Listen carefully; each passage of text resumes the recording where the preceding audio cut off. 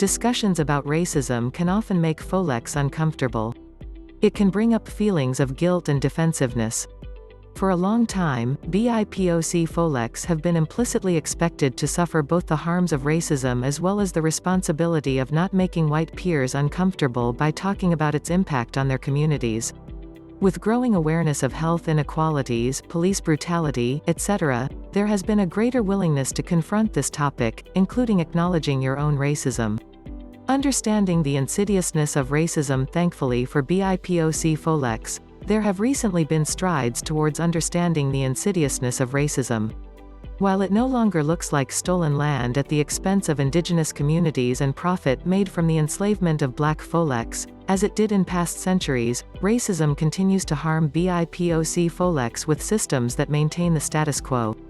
In a 2013 journal article, Colorblind Racial Ideology, CBRI, is deconstructed in terms of color evasion, as racial differences are minimized, and power evasion, which propagates narratives of equal opportunities. Point 1. While this has been the norm in the US for a long time, CBRI is an example of how racism has evolved to appear like progress with the denial of racial injustice.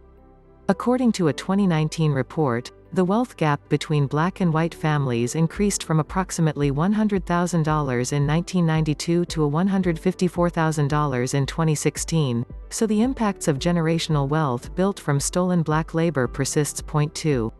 Unfortunately, despite the magnitude of these advantages, white Folex have often promoted narratives of pulling themselves up by their bootstraps as if these jarring racial inequalities are not based on highly rigged systems.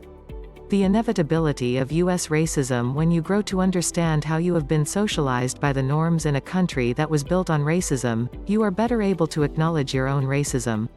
If you are a member of the dominant group, i.e., white Folex, you continue to benefit from racism, while BIPOC peers may struggle with internalized racism based on how they have been mistreated. From a 2018 journal article, it becomes clear that even when an academic institution studies racism, it can continue to perpetuate it, as in the case of the University of Washington School of Public Health. Point 3. In this way, despite how long it has taken for many institutions to be willing to acknowledge racism, this act alone will not improve the lives of BIPOC Folex. While it is challenging to acknowledge your own racism, BIPOC Folex need their white peers to move towards dismantling inherently white supremacist systems that harm them, from education to healthcare. Unfortunately, myths like reverse racism have long been used to gaslight, silence, and derail communities of color to maintain white supremacy. In the same way that cis heterosexual men in a patriarchal society are not harmed by sexism, white Folex do not experience any form of racism, as both are examples of the dominant groups who benefit from these systems. Beyond acknowledging your own racism. In a 2020 journal article, structural racism is described as how American systems of discriminatory policies enforce experiences of privilege and oppression based on race, through practices like redlining, whereby banks would deny mortgages to black Folex in primarily white neighborhoods. Point 4. While this may be one example of how racism persists, these homes in white areas are sold for significantly more, which are mostly inherited by descendants, thereby widening the racial wealth gap as time progresses. If you can understand the long-term consequences of redlining, you may be able to grasp how similar patterns apply to other industries beyond banking. Many black households often continue to reside in areas that were not predominantly white, given how they were denied mortgages there. Over time, a major impact of redlining has been the ever-growing racialized wealth gap, largely as a result of homes that have been inherited as generational wealth in white families.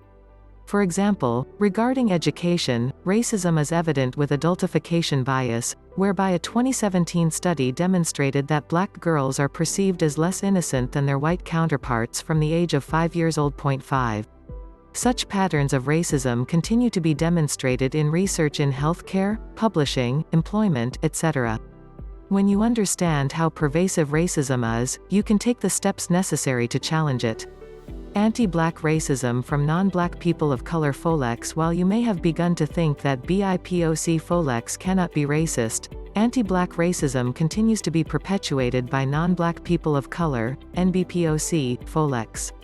Unfortunately, anti-blackness is a reality among NBPOC communities, and requires at least as much work to challenge biases, much like how white folks need to interrogate their racist beliefs about others.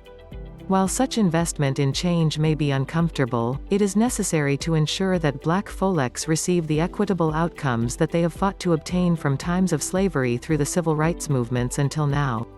A 2016 journal article states, "If systems of oppression are all interconnected and none of us can be liberated until all of us are free, then caste, race, anti-blackness, indigeneity must all be considered to understand South Asian situational complicity here and to affirm that our narratives of resistance are not resting on other forms of violence."